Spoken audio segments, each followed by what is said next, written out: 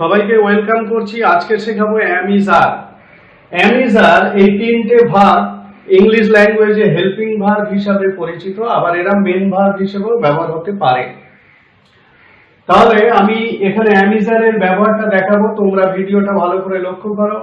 একেবারে বেসিক বা গোড়া থেকে তোমরা শিখবে এম ইজ আর কে কিভাবে ব্যবহার করতে হয়। প্রথমেই যেটা জানবো সেটা হলো এম ইজ আর এর বাংলা মানেটা কি। এম ইজ আর এর বাংলা মানে হলো হয়,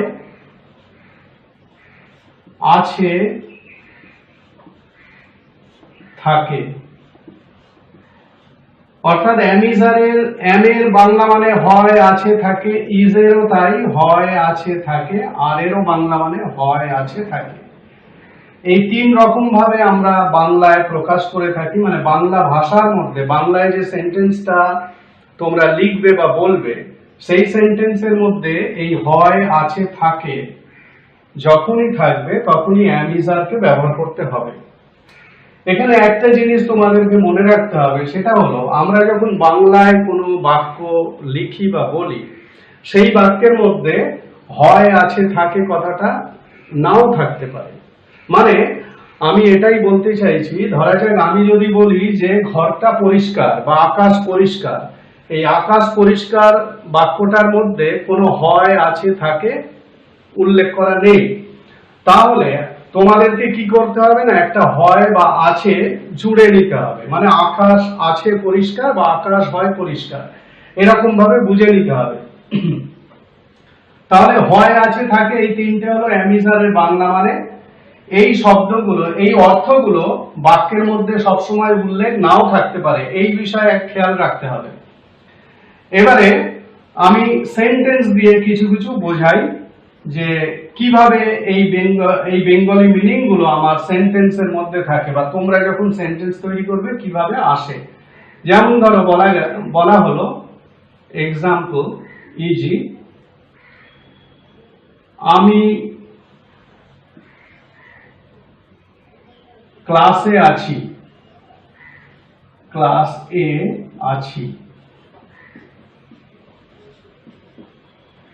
এই যে আছি কথাটা আমি ব্যবহার করেছি, আছি মানে হচ্ছে অ্যাম, আমি যেহেতু ওই জন্য অ্যাম হবে, তার মানে I am in the class, I am in the class, আমি ক্লাসে আছি। ও মার্কেটে আছে, ও মার্কেট এ আছে। একইভাবে কি হবে, ও মানে হি, আছে হচ্ছে is, he is in the market বা at the market, he is in the market, he is in the market বা he is at the market। তাহলে তোমরা নিশ্চয়ই বুঝতে পারছো যে হয়, আছে, থাকে দিয়ে আমি যখন সেন্টেন্স তৈরি করছি তখন am is are কে ব্যবহার করব। এখানে যে বিষয়টা সতর্ক থাকতে হবে সেটা হলো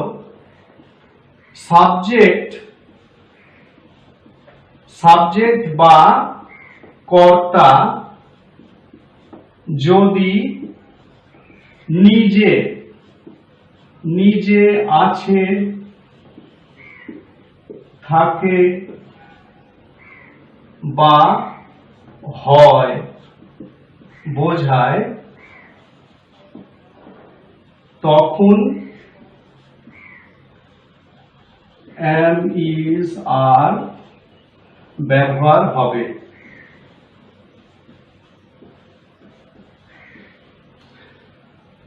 কি বললাম, তোমাদেরকে এইটা মনে রাখতে হবে, সাবজেক্ট বা কর্তা যদি নিজে আছে, এই যে নিজে আছে কথাটা কিন্তু খুব গুরুত্বপূর্ণ। নিজে আছে বা থাকে বা হয় বোঝায়, তখনই am is are ব্যবহার হবে। এখানে আমি ক্লাসে আছি মানে আমি নিজে আছি, ও মার্কেটে আছে মানে ও নিজে আছে, ওই কারণেই am I এর ক্ষেত্রে am হলো আর হি এর সঙ্গে is হলো। একইভাবে ধরো আমি বললাম ছেলেরা মাঠে আছে, ছেলেরা মাঠে আছে। একইভাবে লিখবে the boys are in the field, the boys are in the field, ছেলেরা মাঠে আছে। তাহলে বুঝতেই পারছো যে কিভাবে অ্যামিজারকে আমরা ব্যবহার করতে পারি। অ্যামিজারের বাংলা মানে হয়, আছে, থাকে। অনেকেই অ্যামিজারের বাংলা মানে কি হয় সেইটা সঠিকভাবে বুঝতে পারে না। তো আজকের থেকে তোমরা এটা বুঝে যাবে যে অ্যামিজারের বাংলা মানে হলো হয়, আছে, থাকে। এবং হয়, আছে, থাকে কখন মানে আমরা এর জন্য অ্যামিজার ব্যবহার করব না, সাবজেক্ট বা কর্তা যদি নিজে আছে বা নিজে থাকে বা হয় বোঝায় তখনই অ্যামিজার ব্যবহার হবে। এখানে আমি তিনটে এক্সাম্পল দেখিয়েছি, প্রত্যেক ক্ষেত্রেই দেখো কর্তা নিজে আছে বোঝাচ্ছে এবং সেই কারণেই অ্যামিজার ব্যবহার হয়েছে। এইবারে আমরা যে বেঙ্গলি সেন্টেন্স গুলো ব্যবহার করি সেই বেঙ্গলি সেন্টেন্স গুলোতে অনেক সময় কি হয় না, এই হয়, আছে, থাকে কথাটা উল্লেখ থাকে না, মানে আমরা উল্লেখ করি না। আমাদের যে কথ্য ভাষা সেই কথ্য ভাষায় আমরা হয়, আছে, থাকে এই তিনটে শব্দকে উল্লেখ করি না। এবং সেক্ষেত্রে কি হয়, আমাদের যারা একেবারে গোড়া থেকে ইংরেজি শিখছো তাদের ক্ষেত্রে ইংরেজিতে মানে বাংলা থেকে ইংলিশ করতে সমস্যা হয়। প্রথম কথা হচ্ছে যদি ওরকম বাক্য মাথায় আসে তখন একটাই জিনিস করে নেবে, সেটা হলো হয়, আছে, থাকে বসিয়ে নিতে হবে। যেমন আমি যদি বলি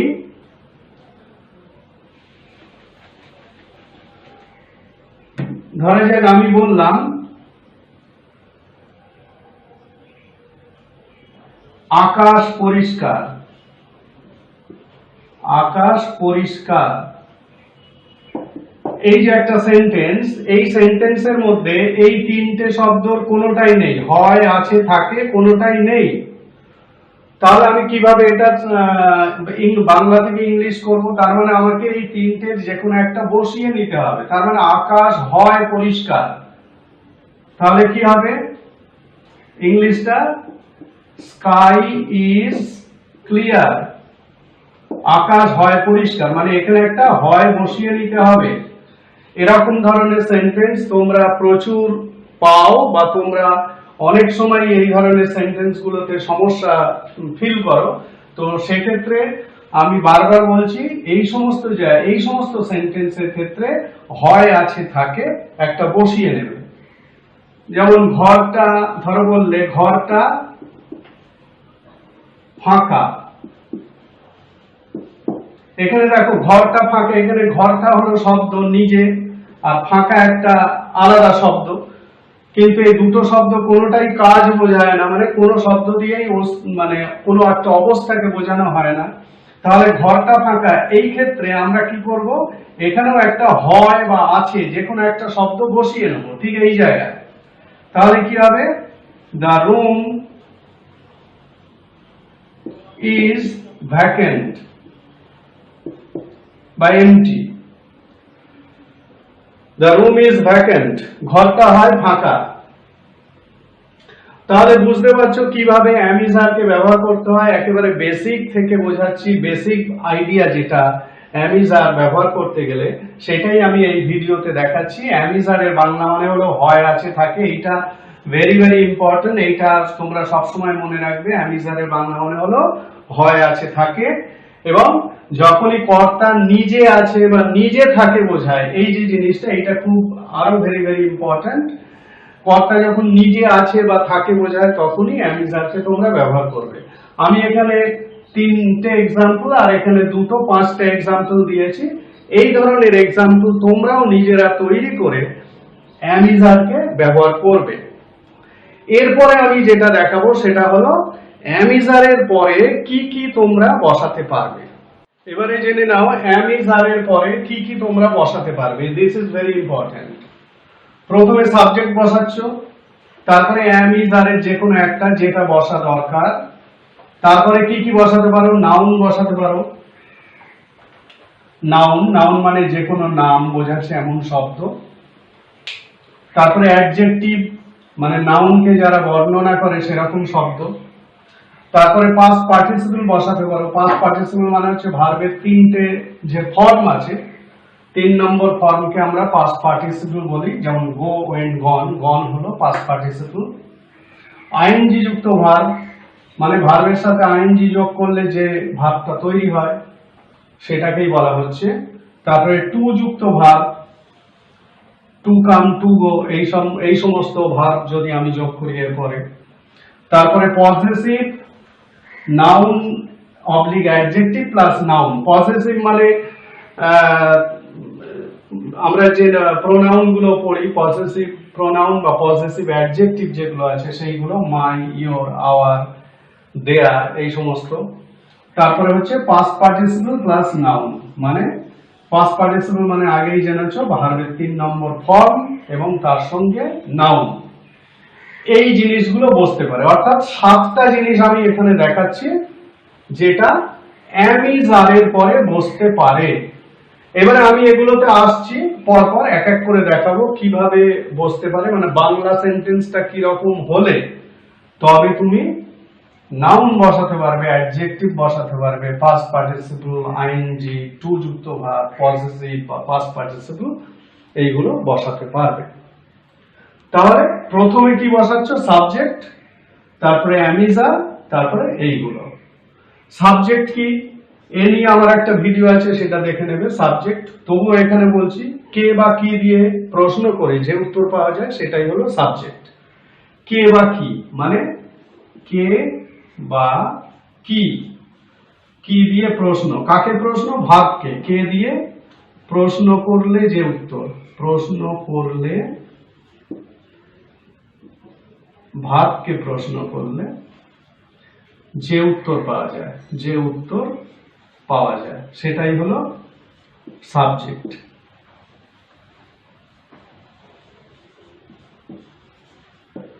আরেকটা ভাবে তোমরা বুঝতে পারো সাবজেক্ট দেখে, সেটা কি না হেল্পিং ভার্ব বা মেন ভার্বের আগে যে শব্দটা থাকে সেটাই হলো সাবজেক্ট। হেল্পিং ভার্ব বা মেন ভার্বের আগে একদম টেকনিক্যালি তুমি মানে দেখেই বলে দিতে পারবে, সেইটা হলো হেল্পিং ভার্ব বা মেন ভার্বের আগে যে শব্দটা পাবে সেটাই হলো সাবজেক্ট। তাহলে সাবজেক্ট প্রথমে বসবে, তারপরে am is are, তারপরে এইগুলো বসাবে। এবারে আমি আসছি এক এক করে দেখাচ্ছি 7টা যে আইটেম সেগুলো আমি দেখাচ্ছি। am is are কে আমি প্রথমে দেখাচ্ছি কিভাবে am is are এর পরে নাউন বসে, এইটা আমরা করছি। নাউন, নাউন মানে কি? নাউন মানে যে কোনো নাম, সেটা বস্তু হতে পারে, ব্যক্তি হতে পারে, বিষয় হতে পারে, যে কোনো নাম মানেই নাউন। তাহলে সাবজেক্ট প্রথমে বসবে, তারপরে am is are, তারপরে নাউন। ধরো আমি বললাম যে আমি একজন ছাত্র, আমি একজন ছাত্র। এখানে দেখো, এখানে আমি হচ্ছে সাবজেক্ট, কে দিয়ে প্রশ্ন করো, কে ছাত্র? আমি ছাত্র, তাহলে আমি একজন, এই আমি হলো সাবজেক্ট, তারপর ছাত্র হলো নাউন। এখানে মানে am is are এর যে বেঙ্গলি মিনিংটা আমি লিখে দিয়েছি, হয় আছে থাকে, সেটা কিন্তু নেই। তাহলে কি করতে হবে? একটা হয় বা হই এরকম একটা বসিয়ে নিতে হবে। তাহলে আমি হই, এই জায়গায় একটা হই কথাটা আনতে হবে। আমি হই, তাহলে আমি হই একজন ছাত্র। আমরা যখন বলি বা লিখি আমরা কিন্তু এই হই কথাটা উল্লেখ করি না, এটা আমরা বুঝে নিতে হবে যে এখানে একটা হই মানে একটা ভার্ব আছে।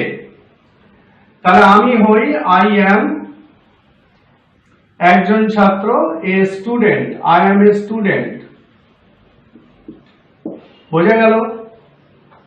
আরেকটা উদাহরণ দিচ্ছি, ও এই পরিবারের সদস্য, পরিবারের সদস্য। এই যে এক্সাম্পলটা আমি লিখেছি, ও এই পরিবারের সদস্য, তাহলে ও হচ্ছে সাবজেক্ট, সদস্য হলো নাউন, সদস্য হলো নাউন। তাহলে এখানেও দেখো ওই হয় আছে থাকে এই ধরনের কোন শব্দ কিন্তু এখানে উল্লেখ নেই। তাহলে তোমাকে কি করতে হবে? একটা হয় আছে থাকে এখানে জুড়তে হবে, লিখতে হবে। তার মানে ও হয়, এই রকম জায়গায় কি বসাবো? ও হয়। এই যে আমি বারবার বলছি যে এই সমস্ত সেন্টেন্সের ক্ষেত্রে এই হয় আছে থাকে যে শব্দ সেগুলো উল্লেখ থাকে না। তোমাকে ইংলিশ করবে যখন তখন বসিয়ে নিতে হবে। তাহলে ও হয় এই পরিবারের সদস্য, কিন্তু আমরা এই হয় কথাটা বলি না, আমরা কি বলি? ও এই পরিবারের সদস্য। তাহলে ও হয় এই পরিবারের সদস্য, কি হবে? হি ইজ একজন সদস্য, হি is a member of this family, of this family. এই যে পরিবারের এই কথাটার জন্য, এই পরিবারের এই কথাটার জন্য অফ দিস ফ্যামিলিটা হলো পরিবারের। র এর জন্যই অফটা আসলো। যার সঙ্গে র যোগ থাকবে তার আগে অফ বসবে। যার সঙ্গে র মানে যে শব্দের সঙ্গে র বা এর যুক্ত থাকবে তার আগে অফ বসবে ইংলিশে। তাহলে he is a member of this family, ও এই পরিবারের সদস্য। তাহলে বোঝা গেল যে কি বোঝালাম তোমাদেরকে না, সাবজেক্ট, তারপরে অ্যামিজার, তারপরে নাউন, মানে অ্যামিজারের পরে নাউন বসে। এইবারে আমি এর পরেরটা আমি দেখাবো, মানে অ্যামিজারের পরে কিভাবে অ্যাডজেক্টিভ বসে, অ্যামিজারের পরে কিভাবে অ্যাডজেক্টিভকে বসানো হয়। আমরা তাহলে এইটা শিখছি, অ্যাডজেক্টিভ। তাহলে অ্যামিজারের পরে আমি অ্যাডজেক্টিভ বসিয়েছি। সেন্টেন্সের গঠনটা দেখে নাও, প্রথমে সাবজেক্ট, তারপরে অ্যামিজার, তারপরে অ্যাডজেক্টিভ। সাবজেক্ট কাকে বলে আগেই বলে দিয়েছি। অ্যাডজেক্টিভ কি না, অ্যাডজেক্টিভ হলো যে সমস্ত শব্দ নাউনকে বর্ণনা করে, নাউনের দোষ, গুণ, সংখ্যা, পরিমাণ, এই সমস্ত বিষয় নিয়ে কথা বলে, সেই শব্দটাই হলো অ্যাডজেক্টিভ। মানে নাউনকে যারা বর্ণনা করে সেই শব্দগুলোই হলো অ্যাডজেক্টিভ। এবার আমি এখানে এক্সাম্পল দিচ্ছি। ধরো আমি বললাম যে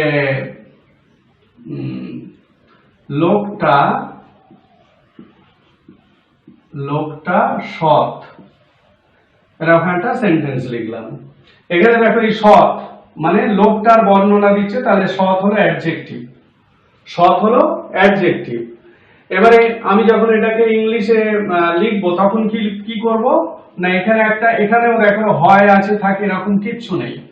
মানে তোমরা একটা বিষয় খেয়াল রাখবে, তোমরা বাংলায় যে সেন্টেন্সটা বলছো বা লিখছো সেই সেন্টেন্সের মধ্যে যদি ভার্ব থাকে তাহলে সেই ভার্বটার ইংলিশ বসাবে, কিন্তু ভার্ব যদি না থাকে তাহলে হয় আছে থাকে এই তিনটে ভার্বের যে কোনো একটা বসাবে। প্রেজেন্ট হলে হয় আছে থাকে এই তিনটে ভার্বের যে কোনো একটা বসাবে। কখন না, যদি সেন্টেন্সের মধ্যে কোনো ভার্ব না পাও, কারণ ভার্ব ছাড়া সেন্টেন্স হয় না। তাহলে লোকটা সৎ, এখানে একটা কি বসবে, লোকটা হয় সৎ। এই লোকটা হয় সৎ, তাহলে কি হলো, the man is honest, the man is honest. এই অনেস্টটা হলো অ্যাডজেক্টিভ। একইভাবে আমি আগে বলেছিলাম আকাশ পরিষ্কার, আকাশ পরিষ্কার, বা আকাশ নীল, আকাশ নীল।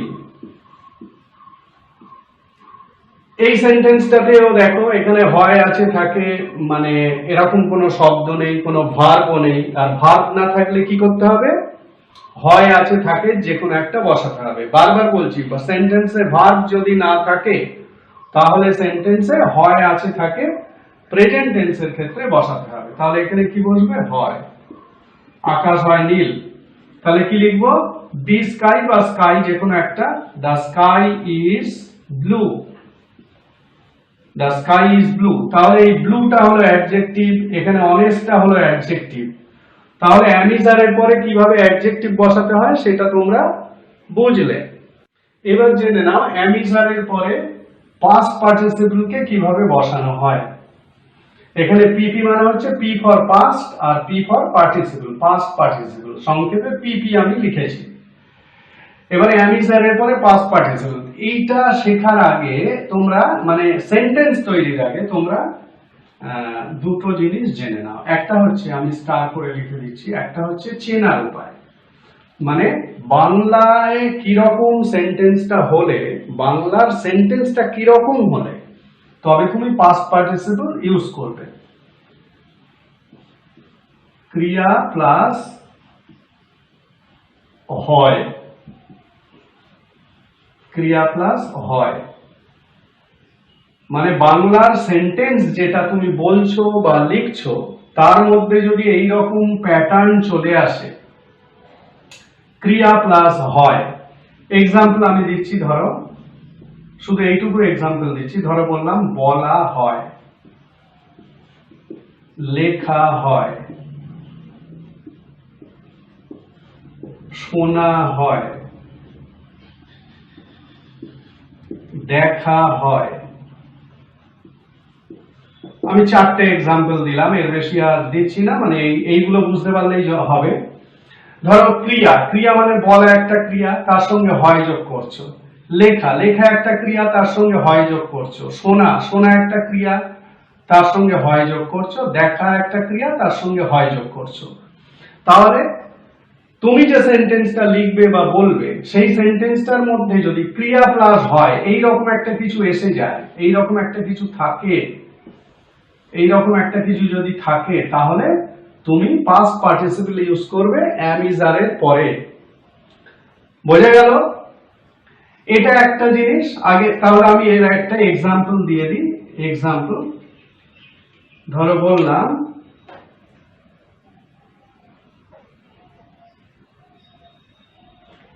চিঠিটা, ভালো করে দেখো, চিঠিটা লেখা হয়। বোঝা গেল? একদম পরিষ্কার হয়ে যাচ্ছে আশা করি।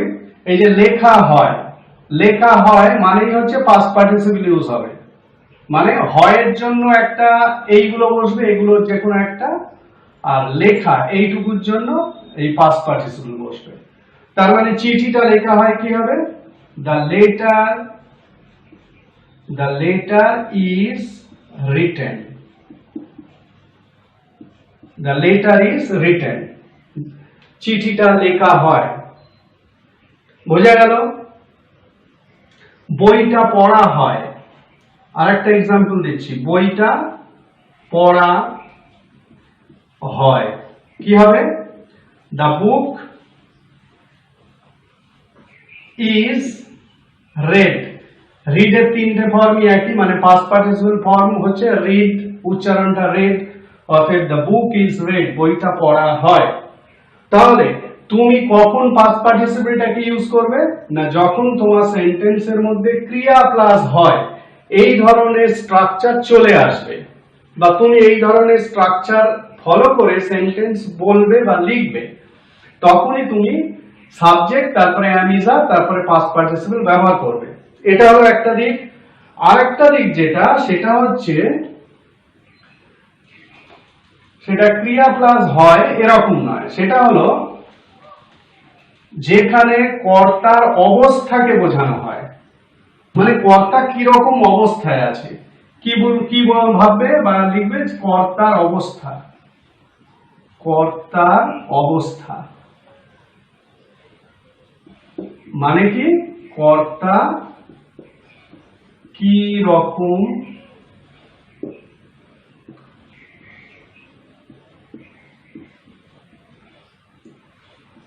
অবস্থায় আছে। এই রকম ব্যাপারটা যখন তোমার সেন্টেন্সে চলে আসবে, কর্তার অবস্থা বোঝাচ্ছে এরকম একটা জিনিস, তখনই তুমি am is are এর পরে পাস্ট পার্টিসিপল ইউজ করবে। এক্সাম্পল দিচ্ছি। ইজি মানে এক্সাম্পল গ্রাসিয়া বলা হয়, ওই জন্য ইজি বলা হচ্ছে। এক্সাম্পল কি? যেমন আমি আগ্রহী। ভালো করে লক্ষ্য করো, আমি আগ্রহী। এই আগ্রহী শব্দটা দিয়ে আমি কিরকম অবস্থায় আছি সেইটা বোঝাচ্ছে। তাহলে আই, এখানে এটা দেখো হয় আছে থাকে, কিছু লেখা নেই, মানে তাহলে হয় উল্লেখ করতে হবে। I am interested. এই ইন্টারেস্টেড হলো past participle. I am interested. ও ক্লান্ত, ও ক্লান্ত। তাহলে কি হবে? ও হয় ক্লান্ত, কারণ এখানে কোনো ক্রিয়া নেই। তাহলে হি ইজ টায়ার্ড। মানে এটা দিয়েও একটা অবস্থা বোঝাচ্ছে, মানে ও কিরকম অবস্থায় আছে না, ক্লান্ত অবস্থায় আছে। তাহলে he is tired, I am interested. তাহলে সাবজেক্ট, তারপরে am is are এর পরে পাস্ট পার্টিসিপল কিভাবে বসাতে হয় সেটা তোমরা জানবে। এরপরে আমরা জানবো আইএনজি যুক্ত ভার্ব। এবার জেনে নাও অ্যামিজারের পরে আইএনজি যুক্ত ভাগ বসিয়ে কিভাবে সেন্টেন্স তৈরি করতে হয়। অ্যামিজার, আমরা শিখছি অ্যামিজারের ব্যবহার, একেবারে বেসিক আইডিয়া। যে আইডিয়াটা তোমাদের কাছে অস্পষ্ট থাকলেও থাকতে পারে, এই ভিডিওটা দেখার পর সেই আইডিয়া পরিষ্কার হয়ে যাবে। মানে অ্যামিজারকে কিভাবে ব্যবহার করতে হয় সেটা পুরোপুরি জানবে। অ্যামিজারের পরে আইএনজি যুক্ত ভাগ আমরা শিখছি হচ্ছে এইটা, আইএনজি যুক্ত ভাগ। আমরা যখন টেন্স পড়েছিলাম তখন প্রেজেন্ট কন্টিনিউয়াস বলে একটা টেন্স আমরা পড়েছিলাম, প্রেজেন্ট কন্টিনিউয়াস, প্রেজেন্ট কন্টিনিউয়াস।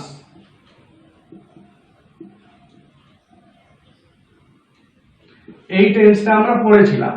এই প্রেজেন্ট কন্টিনিউয়াস টেন্সের যে চেনার উপায়, সেখানে কি বলা হয়েছিল না, যে কাজটা চলছে, যে কাজটা হচ্ছে, এরকম বোঝালে আমরা প্রেজেন্ট কন্টিনিউয়াস টেন্স ব্যবহার করি। মানে চেনার উপায় আমরা কি লিখেছিলাম, ক্রিয়া প্লাস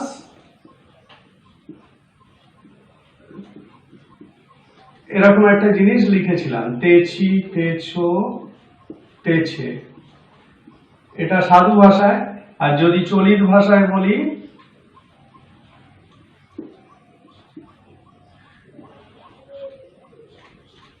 ক্রিয়া প্লাস চয় ছয়, মানে উচ্চারণটা এইরকম আসবে। আমি যখন এই ধরনের সেন্টেন্স তৈরি করব, উচ্চারণটা এরকম আসবে, মানে ক্রিয়া প্লাস চয় ছয়, করছে, খাচ্ছে। কিরকম এক্সাম্পল লিখছি, করছে, দেখো উচ্চারণটা চয় ছয়ের মতন আসছে, খাচ্ছে, বলছে, তাহলে উচ্চারণটা কিরকম আসছে, চয় ছয়ের মতন। তাহলে ক্রিয়া প্লাস চয় ছয় যখনই হবে, মানে সেন্টেন্সের মধ্যে তুমি যে সেন্টেন্সটা তৈরি করছো, সেই সেন্টেন্সের মধ্যে এই ধরনের শব্দ যদি চলে আসে, শব্দগুলোর স্টাইল দেখো, করছে, উচ্চারণটা দেখো, করছে মানে চয় ছয়ের একটা উচ্চারণ এখানে তুমি পাচ্ছ, খাচ্ছে, বলছে। বা এটাকে যদি আমি এইভাবে বলি, তাহলে করিতেছে, খাইতেছে, বলিতেছে, এরকম উচ্চারণ আসছে। তো এই ধরনের উচ্চারণ যখন আসবে, তখন সেটা প্রেজেন্ট কন্টিনিউয়াস টেন্স হয়। এবং প্রেজেন্ট কন্টিনিউয়াস টেন্স হলে তুমি ভার্বের সঙ্গে আইএনজি যুক্ত করবে অ্যামিসারের পরে। এবারে আমি এক্সাম্পল দিয়ে দিচ্ছি, এক্সাম্পল দিয়ে দিলে পরিষ্কার হয়ে যাবে। তাহলে বুঝে গেছো, ক্রিয়া প্লাস চয় ছয়, করছে, খাচ্ছে, বলছে, দেখছে, এরকম। এবার উদাহরণ দিচ্ছি, ধরো ও বই পড়ছে, চয় ছয় আসছে, পড়ছে। তাহলে এটাকে কি করব, ও হি, তারপরে is reading, he is reading.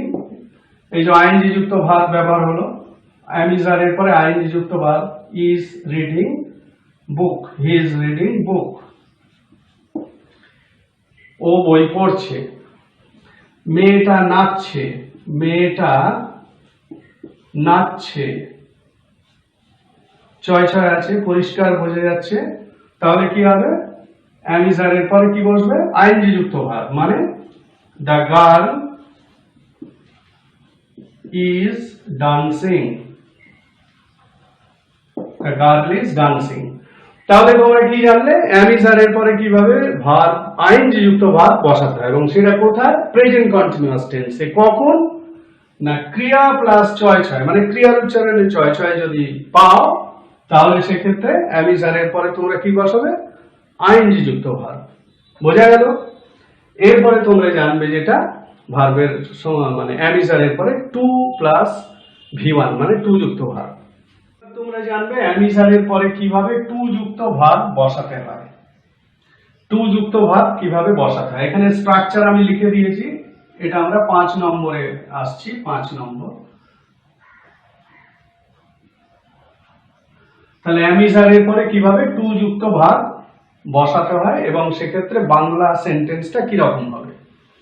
এক্ষেত্রে দেখো, আমি প্রত্যেকটা ক্ষেত্রেই কিন্তু চেনার উপায়গুলো বলে দিচ্ছি। মানে বাংলা সেন্টেন্স গুলো কিরকম হলে তবে তুমি নাউন বসাতে পারবে, কিরকম হলে অ্যাডজেক্টিভ বসাতে পারবে, কিরকম হলে পাস্ট পার্টিসিপল, আইএনজি ইত্যাদি ইত্যাদি বসাতে পারবে। তাহলে এক্ষেত্রেও কিভাবে তুমি বুঝবে, ক্রিয়া মানে ভার্ব প্লাস হয়, এখানে একটা তে যোগ করে দাও, ক্রিয়া প্লাস তে প্লাস হয়। ভালো করে বোঝো, একদম জলের মতন পরিষ্কার হয়ে যাবে। ক্রিয়া প্লাস তে প্লাস হয়, এইটুকু অংশ ভালো করে বোঝো। ক্রিয়া প্লাস তে প্লাস হয়। ধরো একটা ক্রিয়া পড়া, এটা ক্রিয়া, তার সঙ্গে তে যোগ করো, তার সঙ্গে হয় যোগ করো, কি দাঁড়ালো? পড়তে হয়। বোঝা গেল? তাহলে তোমার সেন্টেন্সের মধ্যে যখন এই ধরনের স্ট্রাকচার চলে আসবে, ঠিক এই ধরনের, খেয়াল করো, এই ধরনের স্ট্রাকচার যখন তুমি পাবে, তখনই কিন্তু অ্যামিজারের পরে টু যুক্ত ভাব বসাবে। পড়তে হয়, যেতে হয়, বলতে হয়। আমি আরো এক্সাম্পল দিয়ে দিচ্ছি। যেতে হয়, বলতে হয়, দেখতে দেখতে বা দেখাশোনা করতে হয়, শুনতে হয়। এই যে এতগুলো আমি এক্সাম্পল দিয়ে দিলাম, প্রত্যেকটা ক্ষেত্রেই দেখো ক্রিয়ার সঙ্গে তে তারপরে হয়। তাহলে চিনতে অসুবিধা হবে না কোথায় তুমি অ্যামিজারের পরে টু যুক্ত ভার্ব বসাবে। এই ধরনের সেন্টেন্স তোমরা যখনই তৈরি করবে তখনই অ্যামিজারের পরে টু যুক্ত ভার্ব বসাবে। এবার আমি এক্সাম্পলে আসি, দেখে নাও। এক্সাম্পলে ধরো বললাম, আমি আমাকে দিয়ে বলি, আমাকে সকালে সকালে পড়াতে হয়, আমাকে সকালে পড়াতে হয়। এটা একটা সেন্টেন্স। এই যে পড়া যুক্ত তে যুক্ত হয়, তাহলে কি লিখবো? আই, তারপরে অ্যাম, তারপরে টু যুক্ত verb, I am to teach. এখানে একটা অবজেক্ট বসিয়ে দাও, আমাকে সকালে ছাত্র পড়াতে হয়। তাহলে I am to teach students, ছাত্রদের বা ছাত্র, I am to teach student in the morning. আমাকে সকালে ছাত্র পড়াতে হয়, I am to teach student in the morning. কি বলবে? I am to teach student in the morning. বোঝা গেল? একইভাবে ধরো বললাম যে বাবাকে সংসার চালাতে হয়, বাবাকে সংসার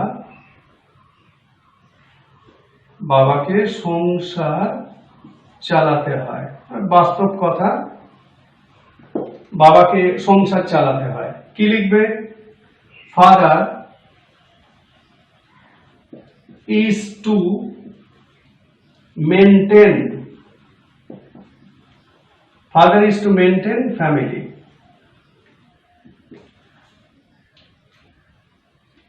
father is to maintain family, মানে আওয়ার ফ্যামিলি, যাই হোক, father is to maintain family. তাহলে বাবাকে সংসার চালাতে হয়। তাহলে যখনই ক্রিয়ার সঙ্গে তে প্লাস হয় এরকম জুড়ে থাকবে, বা তুমি যে সেন্টেন্সটা তৈরি করছো সেই সেন্টেন্সের মধ্যে এই ধরনের স্ট্রাকচার তুমি ব্যবহার করছো, মানে পড়াতে হয়, যেতে হয়, খেতে হয়, বলতে হয়, শুনতে হয়, দেখতে হয়, এরকম যখনই তুমি বলবে বা লিখবে তখনই তুমি অ্যামিজারের পরে টু যুক্ত ভার্ব বসাবে। বোঝা গেল? এবারে তোমরা শিখবে অ্যামিজারের পরে কিভাবে পসেসিভ অ্যাডজেক্টিভ, তারপরে নাউন বা অ্যাডজেক্টিভ বা নাউন প্লাস নাউন বসাতে হয়। মানে অ্যামিজারের পরে কিভাবে পরে পসেসিভ অ্যাডজেক্টিভ বসাবে, তারপরে নাউন বসাবে বা অ্যাডজেক্টিভ বসাবে, তারপরে আর একটা নাউন বসাতে পারো। তো প্রথমে আমি জেনে নিই পসেসিভ অ্যাডজেক্টিভটা কি। এইটা হয়তো তোমাদের কাছে জানা নেই, পসেসিভ অ্যাডজেক্টিভ। তাহলে পসেসিভ অ্যাডজেক্টিভ আমি বলে দিচ্ছি। পসেসিভ অ্যাডজেক্টিভ এটা কি? যে সমস্ত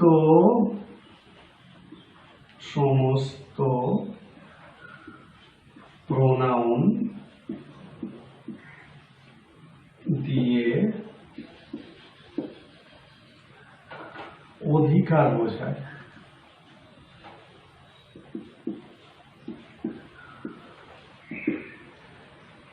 যে সমস্ত প্রোনাউন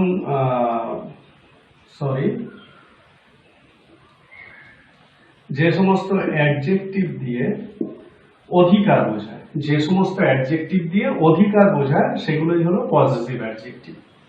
যে সমস্ত অ্যাডজেক্টিভ দিয়ে অধিকার বোঝায় সেগুলোকেই বলা হচ্ছে পজিটিভ অ্যাডজেক্টিভ। পজিটিভ অ্যাডজেক্টিভ গুলো আমি এখানে একটা লিস্ট করে দিচ্ছি। মাই, ইয়োর, হিজ, হার,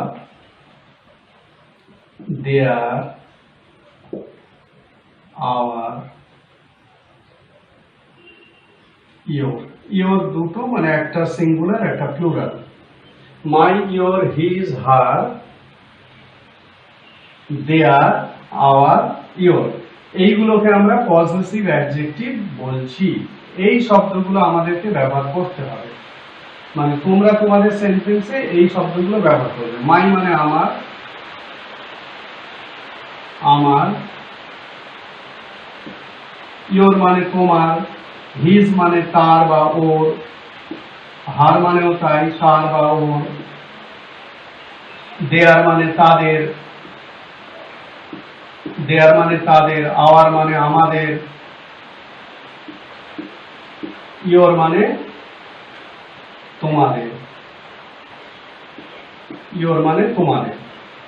তাহলে my, your, his, her, their, our, your, এগুলোকে আমরা পজিটিভ অ্যাডজেক্টিভ বলছি, কারণ এরপরে তুমি নাউনকে বসাবে, এরপরে তুমি নাউনকে বসাবে, সেই কারণে এরা পজিটিভ অ্যাডজেক্টিভ। তাহলে পজিটিভ অ্যাডজেক্টিভ আমি বুঝে নিলাম কোনগুলো। এইবারে আমি আমার সেন্টেন্সে আসছি। ধরো বললাম ও আমার বন্ধু। এখানে দেখো এই আমার শব্দটা বন্ধু নাউন এর আগে বসেছে, এই যে পজিটিভ অ্যাডজেক্টিভ, তারপরে নাউন। এই যে আমার হচ্ছে পজিটিভ অ্যাডজেক্টিভ আর বন্ধু হলো নাউন। তাহলে কি হবে, এখানেও দেখো কোনো ভাব নেই। ভাব না থাকলে আমি কি বলেছি, হয় আছে থাকে বসিয়ে নিতে হয়। তার মানে ও হয়, এখানে একটা হয় বসবে। তাহলে ইংলিশটা কি হবে, he is my friend, he is my friend, ও আমার বন্ধু। বোঝা গেল? এটা আমাদের দেশ, ইন্ডিয়া আমাদের দেশ। ধরো বললাম ইন্ডিয়া,